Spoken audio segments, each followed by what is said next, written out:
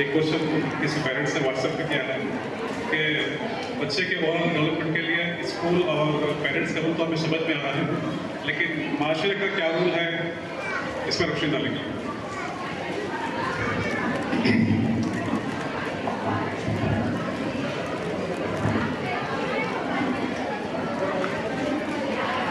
دیکھیے یہ تینوں بڑے اہم فیکٹرس ہیں، پیرنٹس، ٹیچرس اور اسکول اور سوسائٹی۔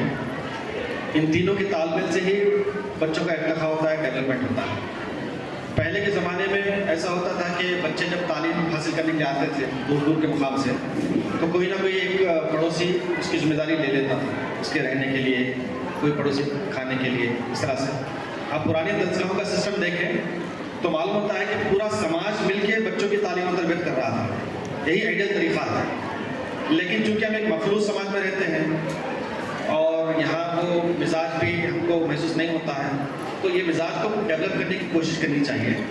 مسجدیں ہیں، ان پر توجہ دینی چاہیے کہ مسجدوں میں بھی تعلیم و تربیت کا نظم ہو، صبح میں اور شام میں جو مکتب قائم ہوتے ہیں ان کو قائم کرنے کی کوشش کی جائے، اور اگر سرکردہ افراد ہیں محلے میں ان کو توجہ دلائی جائے، کوئی امام وغیرہ رہتے ہیں، عالم دین رہتے ہیں تو ان کو توجہ دلائی جائے، تو یہ باتیں انشاءاللہ آپ کے لیے کارآمد رہیں گی۔ یہ ہمارے اسکول میں جو کلچرل پروگرامس ہوتے ہیں نا، اینول ڈے جو فنکشنز ہوتے ہیں، ان کا ایک پہلو سماجی بھی ہوتا ہے۔ یہ جو بچے ہمارے ڈیمانسٹریشن کرتے ہیں نا، تو اس ڈیمانسٹریشن سے یہ معلوم ہوتا ہے سماج کو کہ اسکول کیا چاہتا ہے، بچوں کی تربیت کس طرح سے کر رہا ہے، بچے کیسے ڈیولپ ہو رہے ہیں وغیرہ وغیرہ۔ تو کوشش یہ کی جاتی ہے کہ ہمارے کلچرل پروگرام میں نہ صرف پیرنٹس رہیں بلکہ سماج کے سرکردہ افراد میں رہیں، اسٹیج پر ہی نہیں بلکہ سامعین میں بھی رہیں۔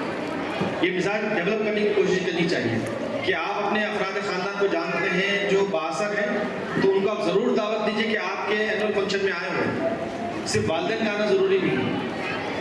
اور یہ جو ایوارڈز دیتے ہیں نا، اسکالرشپ دیتے ہیں، ایوارڈز دیتے ہیں، میریٹوریس ایوارڈز دیتے ہیں، سماج کی طرف سے دیتے ہیں، تو یہ اس طرح کے کچھ کام تو ہو رہے ہیں کہ جس سے معلوم ہوتا ہے کہ سماج توجہ دے رہا ہے، لیکن یہ کام مربوط نہیں ہے، کانسنٹریٹڈ نہیں ہے۔ تو اس کے لیے اسکول کو بھی توجہ دینی چاہیے اور پیرنٹس کو بھی توجہ دینی چاہیے، کیونکہ اسکول جو ہے سوسائٹی سے کنیکٹ ہوتا ہے پیرنٹس کے ذریعے سے مینلی۔ تو آپ اپنے طور سے توجہ دلائیں اپنے پڑوس میں، اپنے جو افراد خاندان ہیں جو بااثر ہیں، تو انشاءاللہ اس سے بہتری آ سکتی ہے۔ تو یہ عرض کرنا تھا آخر میں کہ دیکھیے ہم اپنے بچوں کی جو تربیت چاہتے ہیں اپنے گھر میں، اس کے کئی طریقے ہو سکتے ہیں۔ ایک بالکل قابل عمل جو طریقہ ہو سکتا ہے وہ یہ ہے کہ ہم اپنے گھر میں ڈوز اور ڈونٹس کو لکھ کے لگا دیں۔ ہمارے بچوں پر واضح رہنا چاہیے کہ ان کو کیا کرنا ہے کیا نہیں کرنا ہے۔ جیسا کہ بتایا گیا کہ کئی بچے ایسے ہوتے ہیں جو بغیر ناشتے کے گھر سے نکلتے ہیں اور اسکول آتے ہیں، 30% تقریباً اسٹوڈنٹ ہوتے ہیں ایک اسکول میں۔ تو ہم یہ طے کریں کہ بغیر ناشتے کے اسکول کو آپ نہیں جائیں گے، یہ آپ کا اصول بن گیا گھر کا۔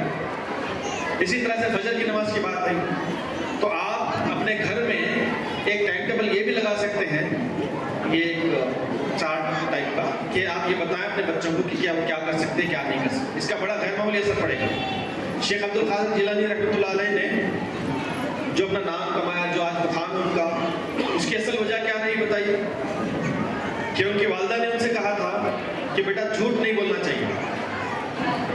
انہوں نے اس بات کو مانا اور آپ دیکھتے ہیں کہ ان کا مقام کیا بنا۔ تو بیٹے یا مطلب اولاد جب والدین کی بات مانتی ہے، ڈوز اور ڈونٹس پر عمل کرتی ہے، تو ان کا جو ارتقاء ہوتا ہے وہ بڑا احسن انداز سے ہوتا ہے۔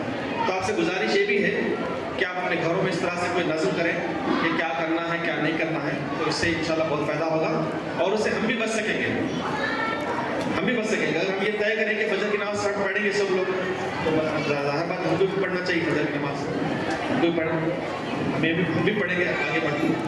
تو اس طرح سے بچوں کو جب ہم تربیت دیتے ہیں تو اپنی تربیت بھی ہو جاتی ہے، اور یہی صحیح طریقہ ہے کہ گھر میں تعلیم و تربیت کا نظم ہونا چاہیے۔ اس کا جو ایکسٹینشن ہے وہ اسکول ہے۔ گھر کے تعلیم و تربیت کے نظم کو نکال کر اگر آپ اسکول پر تکیہ کریں گے تو بچوں کی تربیت نہیں ہو سکے گی، جس پر آپ سے بڑی تفصیلی گفتگو کی گئی۔ ہم اللہ سے دعا کرتے ہیں کہ اللہ تعالیٰ ہماری اولاد کو ہماری آنکھوں کی ٹھنڈک بنائے، اس کی بہتر انداز سے تربیت کرنے کی توفیق عطا فرمائے، اور آپ آپ کی جو اچھی آراء آئی ہے اسکول کے سلسلے میں، آپ بھی دعا فرمائیں، ہم بھی دعا فرمائیں، ہم بھی دعا فرمائیں کہ اللہ تعالیٰ اسکول کے منتظمین کو اور تمام اساتذہ کو جزائے خیر دے اور ان کی خدمات کو قبول کرے۔ السلام علیکم۔